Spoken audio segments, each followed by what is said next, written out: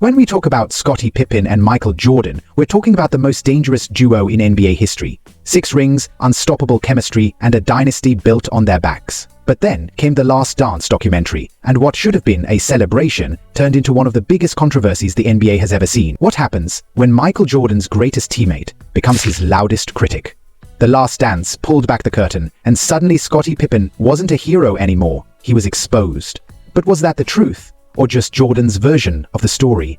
And when Stephen A. Smith jumped in, the debate went nuclear. Oh yeah, but no. Let me tell you how it started. Okay. You know it started in The Last Dance.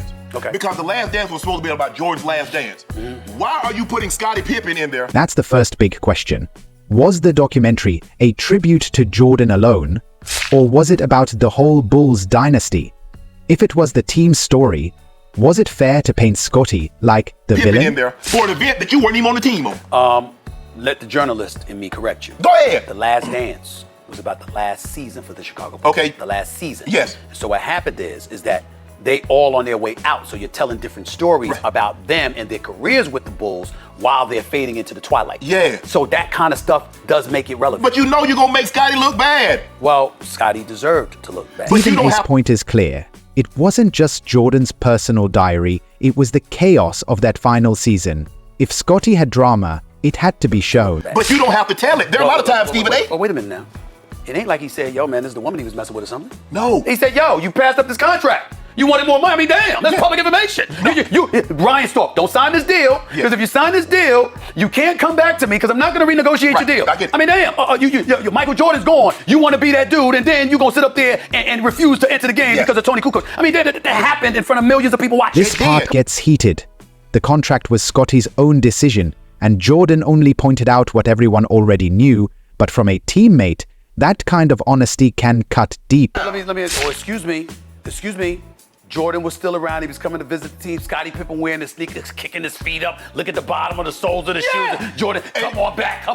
All that other stuff. Hell yeah, Jordan wasn't there then. You didn't say nothing about that. This moment was savage. Scottie wore Jordan's sneakers, called him his brother, then later said Jordan was unfair. The irony was impossible for fans to ignore. By the way, where did you play? Did you play in Denver? Yes. Did you play in Baltimore? Yes. So we shouldn't talk about that. Yeah. We should talk. Well, so whatever happened in Baltimore, we need to keep that quiet. No. Whatever happened in Denver, we need to keep that quiet. But here's the thing. It's a part of your story. Here's where the line is drawn. Contracts are business, but loyalty is personal. When those two mix, the biggest conflicts are born. So I'm not gonna say that, but I'm just saying. I'm not saying Jordan. I just think that Scottie was surprised that Jordan took the stance that he took and said what he said. That's fair. But Scottie was genuinely shocked. He thought Jordan would always back him. But Jordan's truth-telling didn't spare anyone, not even his closest teammate. If you're a tight end, which you were, and your quarterback, you say, yo, bro, don't take this money because you're going to be bitter about the contract. He doesn't listen to you. Right. He takes the money anyway.